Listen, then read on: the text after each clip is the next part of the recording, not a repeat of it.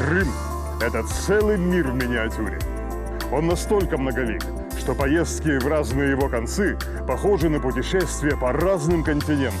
Я беру свою фотокамеру и отправляюсь в долгие прогулки по полуострову для того, чтобы самому увидеть все его исторические памятники и запечатлеть их поразительное многообразие. Этими впечатлениями хочется поделиться с каждым. Поэтому в эфире телеканала АТР приглашаю вас на прогулки по Крыму. Прогулки по Крыму с Алексеем Гайворонским. Давайте вместе откроем эту землю.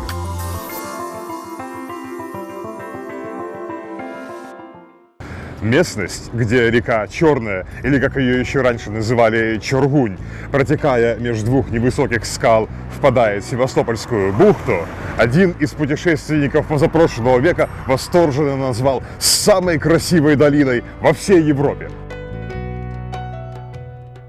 В наши дни, когда место лугов и садов здесь заняли склады стройматериалов и грузовые терминалы железной дороги, согласиться со столь восторженным отзывом стало сложнее. Но даже несмотря на эти перемены, здешний пейзаж все еще отличается величественной красотой. В центре его отвесная скала, на вершине которой виднеются старинные руины. А если взглянуть на эти же скалы с обратной стороны, они удивят обилием пещер, высеченных в обрывах. Пещер здесь не менее 300, больших, малых, целых, обвалившихся. Скалы выглядят словно гигантские пчелиные соты со множеством ячеек. Все эти сооружения относятся к древнему городу Каламита, как называли в Средневековье современный Инкерман.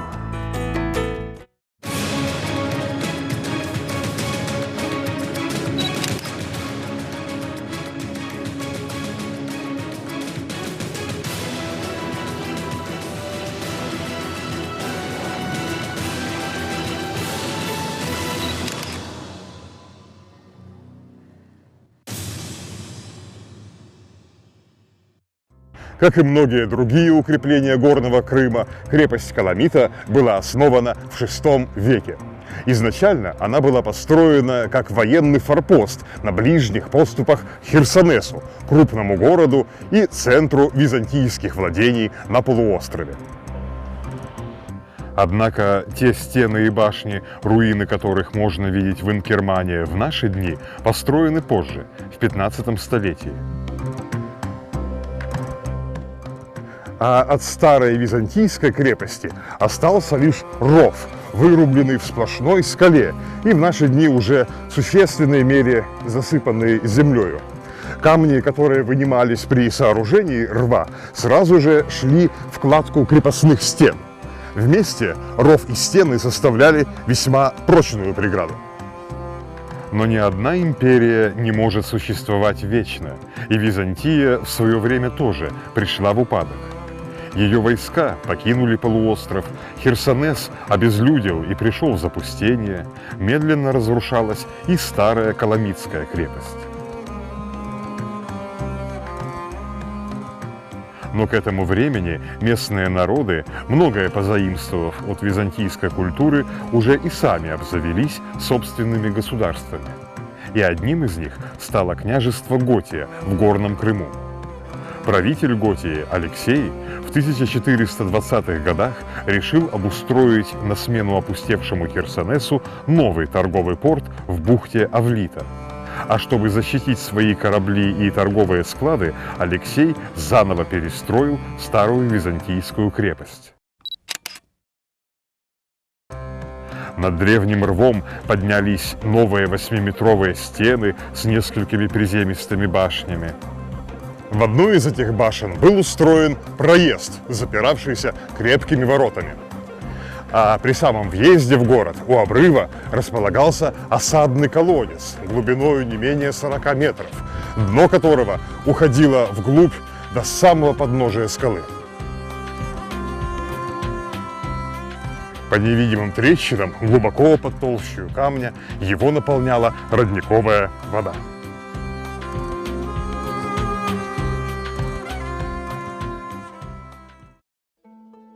Дальше начинались городские улицы, идущие между жилыми домами и храмами, ныне полностью разрушенными. Наконец, улицы выводили на край обрыва, настолько неприступного, что на нем не требовалось даже ставить крепостных стен, ведь забраться сюда снизу и без того было невозможно. А возле самой кромки обрыва в скале были вырублены ходы со ступенями. Они вели в наиболее загадочную часть Коломитской крепости, в ее пещеры.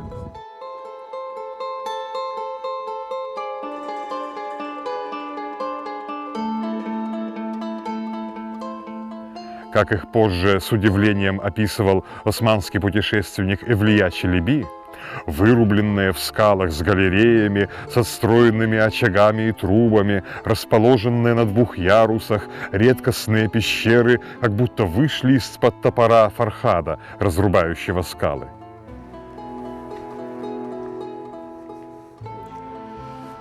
Вырезать в твердой скале каменное кружево таких сложных сооружений казалось потомкам настолько несбыточным делом, что и Эвлия, и не только он один, впоследствии пытались найти всякие фантастические пояснения тому, как же древним мастерам удалось достичь этого. В те древние времена, считал путешественник, твердый камень был покорен людям, и они резали его, как сыр. Они вырезали по своему усмотрению дворцы, жилища и диван-хане. Количество здешних пещер знает только Аллах. На самом деле, вырубить пещеру при помощи зазубренных топоров было не столь сложно, как кажется, потому что порода известняка здесь очень мягкая. Соорудить пещеру обходилось даже дешевле, чем построить наземный каменный дом.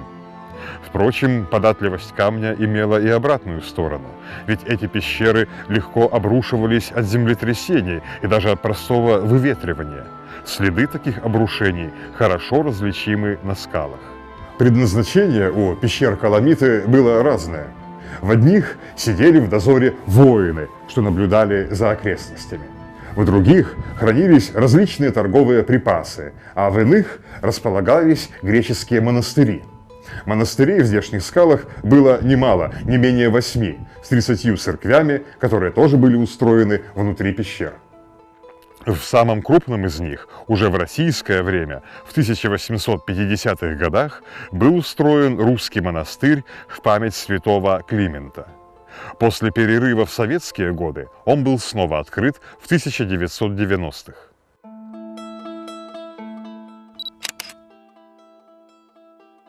К середине 15 века Коломита постепенно стала превращаться в значительный торговый порт. Ее все чаще стали посещать купеческие суда, что приходили с Черного и Средиземного морей. На руинах одной из крепостных башен, на внутренней поверхности ее стен, археологами были обнаружены процарапанные на камнях изображения 8 средневековых кораблей. Вероятно, они были оставлены какими-нибудь скучающими стражниками. Неведомые художники явно грезили морской романтикой. Они тщательно и весьма детально изобразили старинные суда, скорее всего, итальянские. Неудивительно, что Коломитой, как новыми морскими воротами Крыма, заинтересовался и правитель крупнейшего государства на полуострове, основатель Крымского ханства Хаджи Герай хан. Ни Золотая Орда, ни Крымское ханство не входили в число морских держав. Татарские правители Крыма издавна отдали морскую торговлю в ведение генуэзцев и скафы в обмен на солидные денежные отчисления с торгового оборота.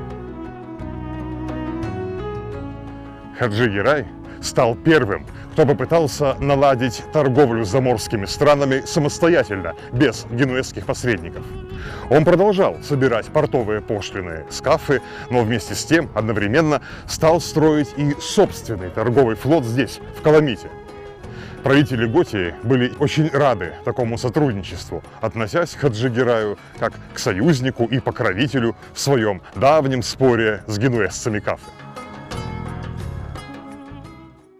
У Хаджи Герая появились собственные галеры, которые ходили за товаром, коврами, тонкими тканями, медью и серебром на турецкий берег, к Самсуну. Турки тоже массово приплывали в Каламиту к ханским пристаням, скупая бычьи кожи и лен из Готии, невольников с Кавказа, зерно и соль из крымских степей, сушеную рыбу с Азова. Поскольку ханские таможенные пошлины были ниже генуэзских, в Каламиту прибывало все больше турецких купцов, и власти Кафы сильно беспокоились тем, что теряют доход.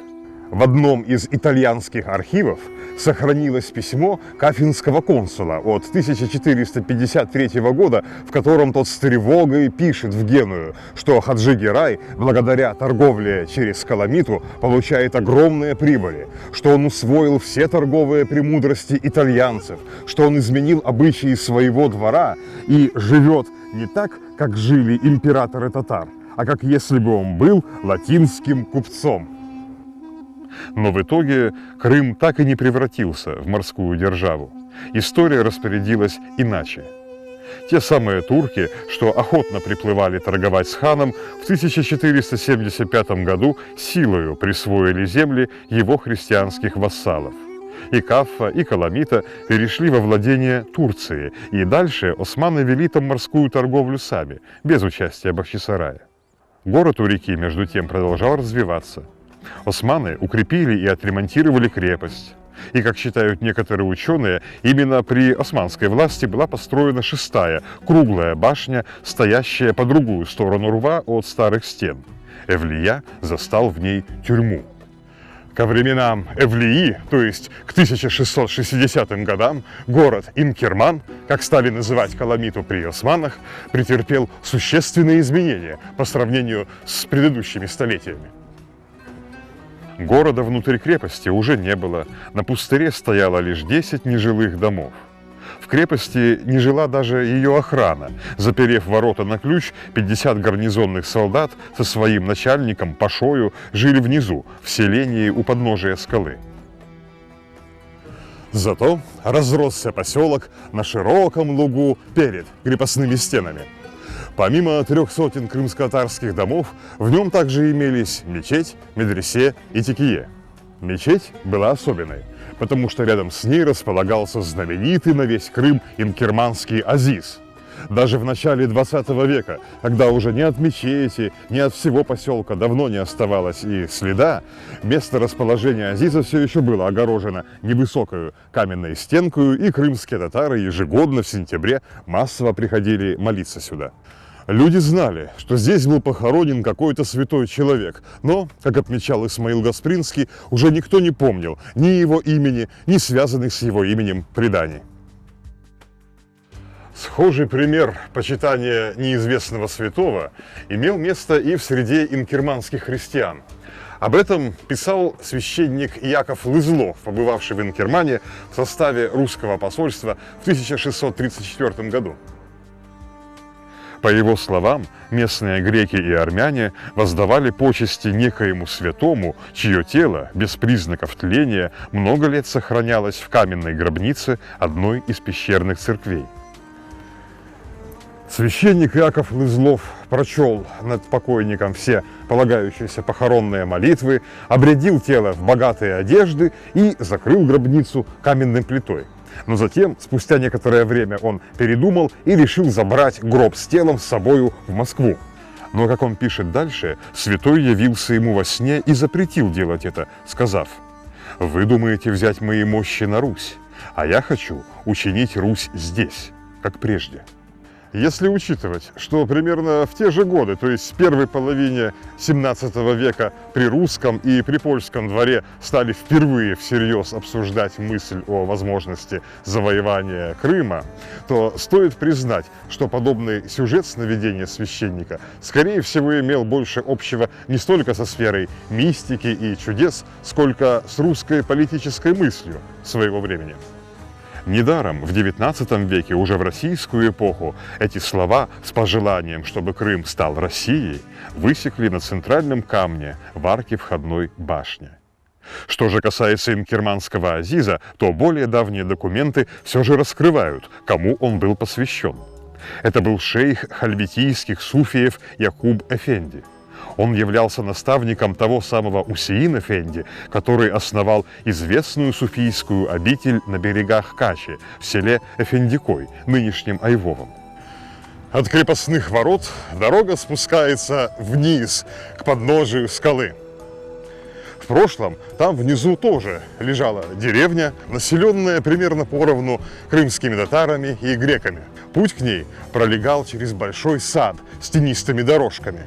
В нем располагалась одна из резиденций Нуриддина, как называли в Крыму пост второго наследника престола. Этот давно исчезнувший уже дворец славился своими удивительными фонтанами и бассейнами, равных которым, по словам очевидцев, не было даже в Бахчисарае.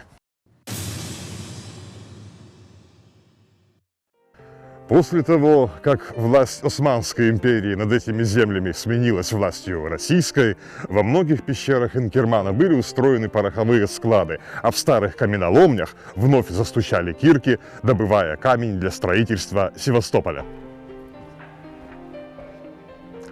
Инкерманский известняк по праву считается одним из лучших сортов строительного камня в Европе. Он добывался и продолжает добываться в Инкермане в немалых количествах. Широкий спрос на этот строительный материал едва не превратился в катастрофу для древней Каламиты. Один из карьеров советского времени подошел вплотную к стенам крепости, чуть не поглотив ее. В наши дни карьер уже не используется, и его продвижение, к счастью, остановилось. Добыча инкерманского известняка продолжается в других местах, а древнюю крепость оставили в покое. Крепость Каламита-Инкерман – один из самых замечательных памятников в севастопольских окрестностях. В прошлом ее имя блистало на средневековых европейских морских картах. Она имела все шансы стать морскими воротами для Крымского ханства, а ее святыни издавна почитались верующими разных конфессий.